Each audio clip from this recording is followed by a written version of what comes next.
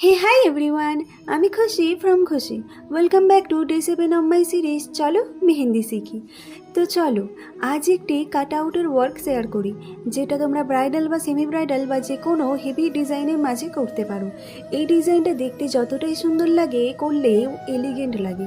এবং এই tips share করছি যেগুলো দেখে করলে তোমাদের করতে আরও সুবিধা হবে।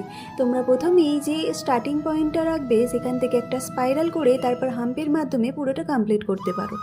দেন ফ্লাওয়ার পেটাল করে ফ্লাওয়ার পেটালের একটুখানি ফাঁকা রেখে আমি ডাবল লাইনের মাধ্যমে আমি একটা ডিজাইন কমপ্লিট করেছি। এরপর সেমভাবে আমি আর একটা এন্ডিং থেকে বা কর্নার থেকে আর একটা ফ্লাওয়ার করার ট্রাই করব এবং সেটাও সেমভাবে ওইভাবে কমপ্লিট করে নিয়ে তারপরে সেম ডাবল লাইন ক্রিয়েট করব। তার কারণে আমি প্রথম থেকেই ফাঁকা রাখছি বোল্ড করার জন্য। শেষে যেটা আমার পুরোটা কমপ্লিট হয়ে গেলে আমি বোল্ড করব। তোমরা ইনস্ট্যান্টও করতে পারো, বাট আমার পছন্দ হয় আমি শেষে করি।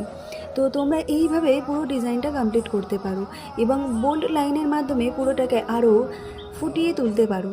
তোমাদের এই কাট আউট ওয়ার্কটি কেমন লাগলো অবশ্যই কমেন্ট করে জানিও এবং প্র্যাকটিস করলে আমার কমেন্ট বক্সে শেয়ার করতে ভুলো না। তো আজকের মতো টাটা এবং দেখা হচ্ছে পরের কোনো একটি ভিডিওতে।